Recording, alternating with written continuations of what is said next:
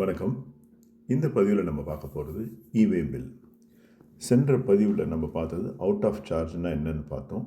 அந்த பதிவினுடைய இறுதியில் நம்ம சொல்லியிருந்தோம் இவே பில்னு ஒரு ப்ராசஸ் இருக்குது, அதை பற்றி மீண்டும் ஒரு பதிவு போடுவோம் அப்படின்னு நம்ம சொல்லியிருந்தோம். இப்போ இந்த இவே பில்னால் என்னென்னு பார்ப்போம்.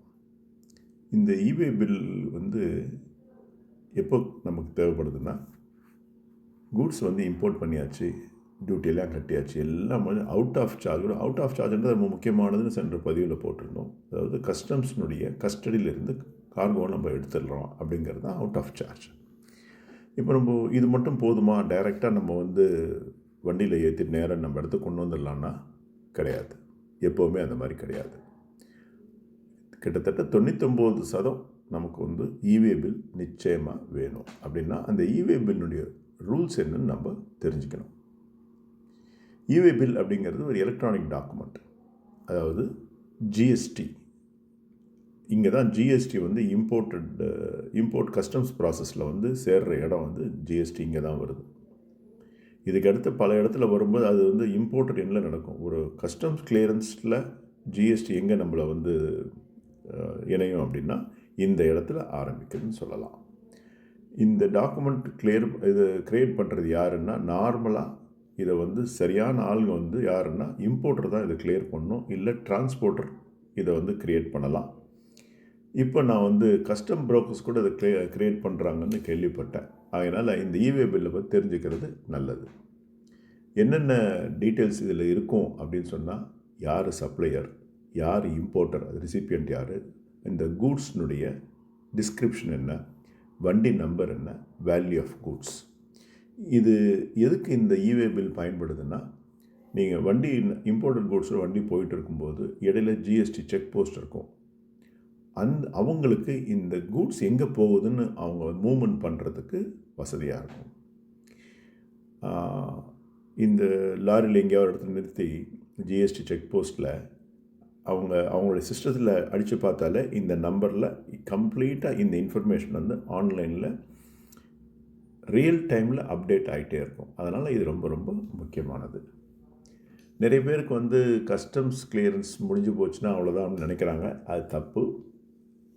போர்ட்லேருந்து வேர்ஹவுஸ்க்கு போகும்போதோ, இல்லை கண்டெய்னர் ஃப்ரைட் ஸ்டேஷன்லேருந்து ஃபேக்ட்ரிக்கு போகும்போதோ, இல்லை இன்லேண்ட் கண்டெய்னர் அதாவது ஐசிடியிலேருந்து இன்னொரு கஸ்டமர் லொக்கேஷனுக்கு போகும்போதோ ஜிஎஸ்டி மூமெண்ட் ரொம்ப முக்கியமானது. இங்கே தான் இவே பில் வருது அப்படின்றது நம்ம இங்கே பதிவில் பார்த்துட்ருக்கோம்.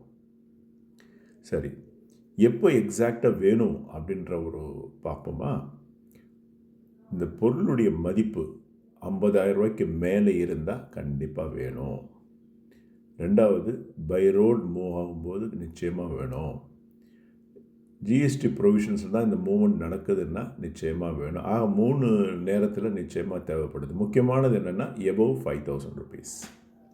உதாரணத்துக்கு, ஒரு மிஷினில் சென்னை போர்ட்டில் கிளியர் பண்ணுறோம், இது கோயம்புத்தூருக்கு போனோங்க, வேல்யூ 50,000க்கு மேலே அப்படின்னு சொன்னால் நிச்சயமாக இவே பில் இஸ் ரெக்வயர்ட். இப்போ உங்களுக்கு இதனுடைய முக்கியத்துவம் புரியுதுன்னு நினைக்கிறேன். இப்போ கிளியர் இந்த இதை நம்ம க்ரியேட் பண்ணும்போது பில் ஆஃப் என்ட்ரி டீட்டெயில்ஸ் வேணும், கஸ்டம்ஸ் டியூட்டி பேமெண்ட் டீட்டெயில்ஸ் வேணும், இன்வாய்ஸ் வேல்யூ வேணும், டிரான்ஸ்போர்ட் டீட்டெயில்ஸ் வேணும். இது எல்லாமே ஜிஎஸ்டி இவே பில் போர்ட்டலில் என்டர் பண்ணாக்க நமக்கு ஆட்டோமேட்டிக்காக அது ஜென்ரேட் ஆகுது. அந்த இவே பில்லில் என்னென்ன இருக்குன்னா, பில் ஆஃப் என்ட்ரி நம்பர் என்ன, இம்போர்ட் இன்வாய்ஸ், டெலிவரி சலான் இருந்ததுன்னா டெலிவரி சலான், டிரான்ஸ்போர்ட்டர் யார், வெஹிக்கிள் நம்பர் என்ன, இதெல்லாம் இருக்கும். அதில் முக்கியமான பாயிண்ட் என்னென்னா, என்ன வேல்யூ நம்ம போடணும் அப்படிங்கிறத பார்க்கணும். அதில் அசஸபிள் வேல்யூ, அதாவது நம்ம பொருளுடைய இன்வாய்ஸில் என்ன வேல்யூ இருக்கோ அதுதானே நம்ம இதில் பில் ஆஃப் என்ட்ரியில் போட்டிருப்போம், அந்த வேல்யூ. இல்லைன்னா சில நேரங்களில் கஸ்டம்ஸே விலையை உயர்த்தி இருப்பாங்க. நீங்கள் 100 ரூபா பொருள் அவங்க இல்லை தப்பு 120 ரூபா போட்டாங்கன்னா கஸ்டம்ஸில் என்ன போட்டாங்களோ அந்த வேல்யூவை தான் நம்ம போடணும், அசஸபிள் வேல்யூ.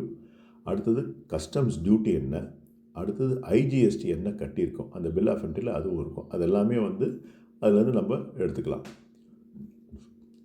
நிறைய பேர் இன்வாய்ஸ் வேல்யூ போட்டு இதுதான் கரெக்ட் வேல்யூன்னு நினைக்கிறாங்க. அது தப்பு. டிரான்சிட்டில் இமேஜின் பண்ணி பாருங்கள், நைட்டில் தான் வண்டி போகும், எங்கேயோ ஒரு இடத்துல சென்னையிலேருந்து கிளியரே கோயம்புத்தூருக்கு போகும்போது விழுப்புரத்தில் பிடிச்சாங்கன்னா யார் போய் அதை போய் சரி பண்ணுறது? வண்டியில் ஓட்டுற டிரான்ஸ்போர்ட்டருக்கு அதெல்லாம் தெரியாது. அதனால் இதெல்லாம் சரிவர நல்லா கரெக்டாக பண்ணிங்கன்னா ஒன்றும் ஸ்மூத்தாக வந்து சேர்ந்துடும். இல்லாட்டி யாருக்காவது நான் இந்த மாதிரி நிறைய பட்டிருக்கேன். நைட்டு மிட் நைட்டில் வந்து 11:30 மணி 1:30 மணிக்கெலாம் ஃபோன் வரும். இது சரியில்லை, அது சரியில்லை. அப்புறம் ஜிஎஸ்டி அத்தாரிட்ட பேசி நான் கிளியர் பண்ணியிருக்கேன். இதெல்லாம் தேவையில்லாத விஷயம், கரெக்டாக பண்ணிடணும். சரி, என்னென்ன காமன் மிஸ்டேக்ஸ் நம்ம பண்ணுறோன்னு பார்த்தோம்னா, பில் ஆஃப் என்ட்ரி நம்பர் போடுறது பதிலாக இன்வாய்ஸ் நம்பர் போடுவாங்க. டேக்ஸபிள் வேல்யூஸ் தப்பாக போடலாம். சில நேரத்தில் வந்து இந்த எக்ஸ்பயர் ஆகிட்டு இருக்கும் அந்த இவே பில் க்ரியேட் பண்ணி, அந்த மாதிரி இருந்தாலும் தவறாக இருக்கும். அப்புறம் வந்து வண்டி நம்பர் ஒன்று கொடுத்துருப்பாரு டிரான்ஸ்போர்ட்டர், வேறு வண்டி அனுப்புவார். அப்போது வேறு இவே பில் நம்ம க்ரியேட் பண்ணணும். இதை ஞாபகம் வச்சுக்கணும். ஏன்னா அந்த நம்பர் மிஸ்மேட்ச் ஆகக்கூடாது.